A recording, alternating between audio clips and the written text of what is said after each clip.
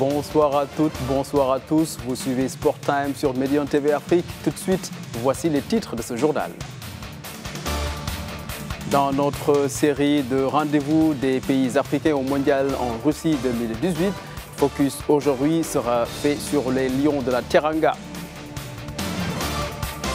On parlera des affiches d'aujourd'hui de la Ligue des Champions et le retour sur les rencontres de la première soirée de la dernière phase de poule. Le PSG s'incline et Atlético retenu aux portes des huitièmes de finale. Les athlètes russes seront autorisés à participer aux Jeux de Pyeongchang, mais ce sera sans le drapeau de la Russie ni de l'hymne national. Les sanctions continuent pour la Russie. Le Sénégal est dans le groupe H pour le Mondial Russie 2018 avec des pays comme la Pologne, la Colombie et le Japon, les nations de football connues pour être très tactiques, même si au regard des experts, la poule est dite jouable. Il n'en demeure pas moins que les confrontations s'annonceront difficiles, comme le confirme le sélectionneur Aliou Cissé pour sa deuxième qualification à la Coupe du Monde. Le Sénégal affrontera la Pologne de Lewandowski le 19 juin à Moscou. Le 24 juin, son deuxième match contre le Japon. Et pour finir, la phase de poule, le match contre la Colombie de James Rodriguez. Le Sénégal qui part donc pour signer un nouvel exploit suite à celui de 2002. L'Atlético Madrid est éliminé de la course à la qualification au huitième de finale de la Champions League au terme d'un match nul, un but partout contre Chelsea.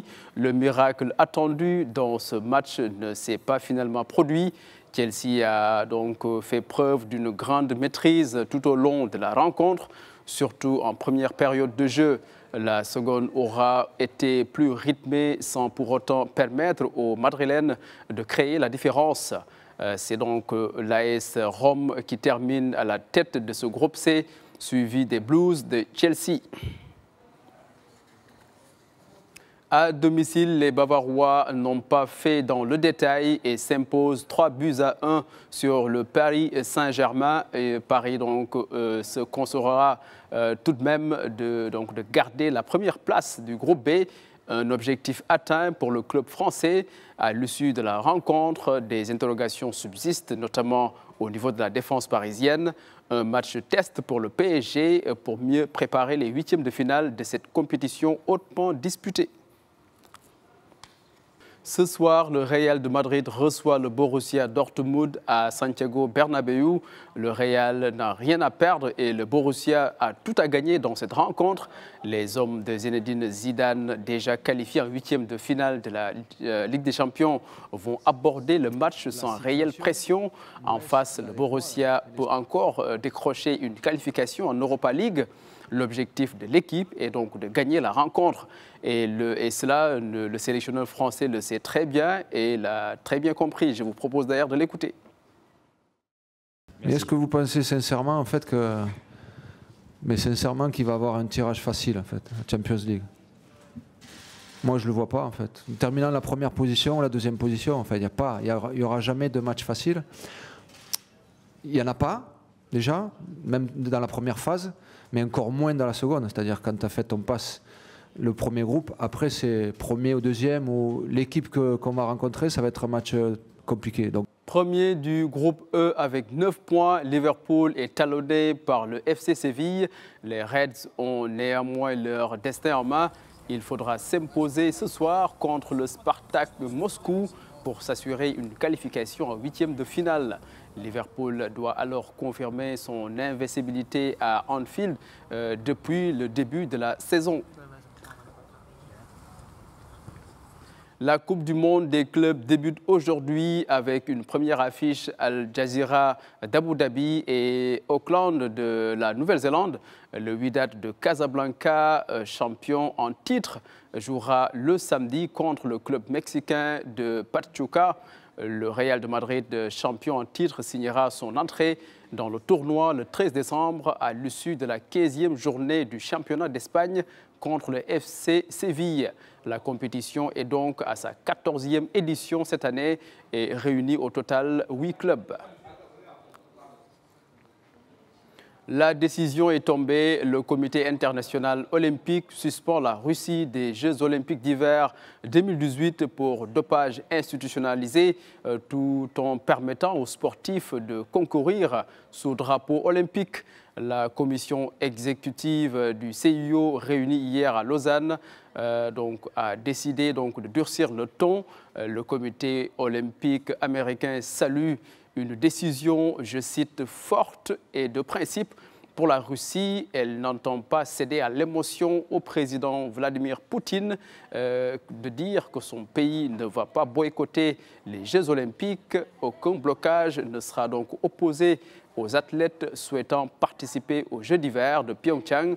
Les sportifs russes rendront leur décision le 12 décembre prochain, annonce le chef du comité olympique russe.